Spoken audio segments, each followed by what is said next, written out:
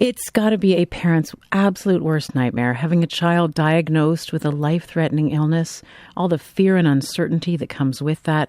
That's what Ali and Kiara Adams have had going on with their son, Oisín. He's 7 years old, and he was diagnosed with an inoperable brain tumor in January. But now a new clinical trial in the U.S. is giving their family hope of beating the disease. And Oisín will be one of the first kids in the world to receive this treatment. Kiara, good afternoon. Tell me a little bit about Oisín and what he's like. Hi. He's a regular, 7-year-old boy. He was healthy, happy, full of life, very inquisitive, loves Lego, loves structures, likes all of those things, really enjoying his life. And before this happened, he still is actually. He's that kind of a kid that he laughs every day, regardless of what he's been going through. And he's a super, super strong little guy. Ali, how did you find out that something was wrong? What was that like? In January, he had been complaining about some dizziness, and we figured it just might be an inner ear infection or something, and we took him to the family doctor, and they looked at him, and they didn't see anything obvious, but he was clearly dizzy, and they recommended he get looked at by sick kids, and then that's how we got the bad news. All right, so you had an MRI, and so what was going on in his brain? Yeah. Kiara, what was that like, receiving that information about your sweet boy?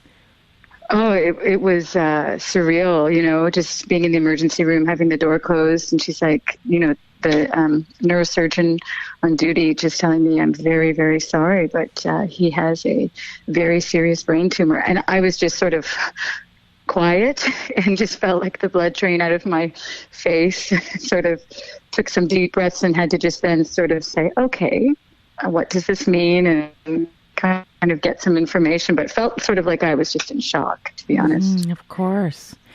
And so, Ali, you've obviously went through a period of fear and panic and worry as you got to know how rare and unusual this situation for your child is. How did you find out about this new glimmer of hope, this clinical trial in the U.S.? Actually, Kira's cousin Houston in Northern Ireland sent us an article about it, and we did some further digging and research. And the more and more we read about it, the more and more excited we got. And it was just, it's kismet. I don't know how else to describe it. And we're just so fortunate to have loving friends and family that are always poking around looking for stuff. And in this case, it was Houston Watson over in Northern Ireland who found it. So it's a very new way of treating cancer, of targeting the cancer cells in the brain. Is that right? It is. It's basically, not to get into a too long-winded description of it, it basically uses sound and light.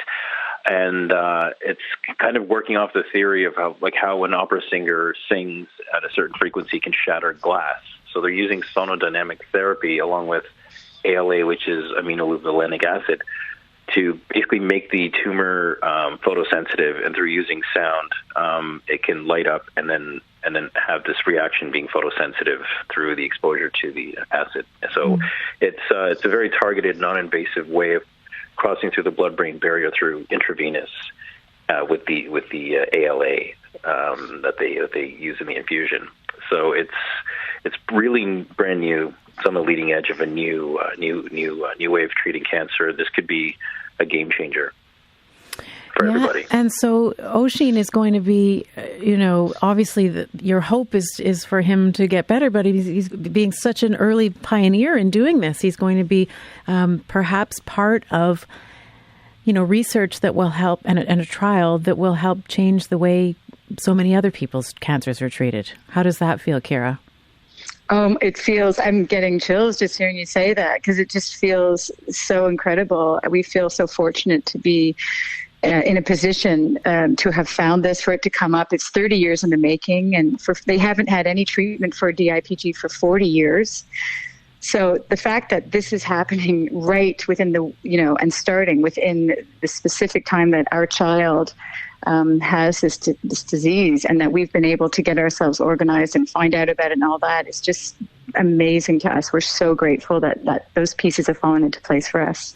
So I hear your gratitude for sure about the timing and the opportunity to be part of a clinical trial in the U.S., but that doesn't come cheap.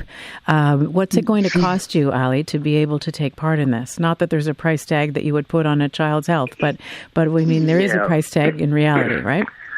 Yeah, there is. We're going to have to take multiple trips to Washington, D.C., to the National Children's Hospital. And, between the flight costs and then the treatment costs, because being foreigners in the U.S., and the U.S. does not have the healthcare coverage we have, and, we're very fortunate to have the opportunity, but it will be expensive. And I think it's going to be, at least, I don't know, when all is said and done, probably $75,000 to $100,000, all in, given what is involved with the whole recovery and treatment program that we're looking at. And we have a lot of support too here in Toronto, and we also have enlisted some alternative healers as well, using Chinese medicine as well to support what the doctors are doing. Mm. Yeah.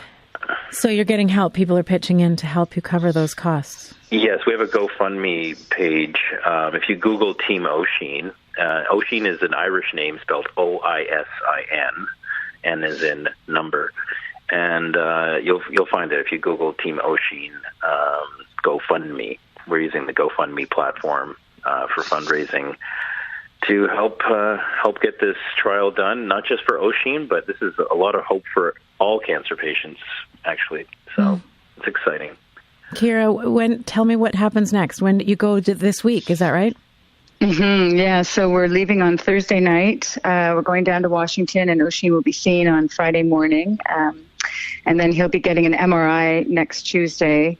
And his first treatment, because he's among the first children to receive the treatment, they're going to be doing 2 treatments, which will be, the first will be August 17th, and the second treatment will be a month later.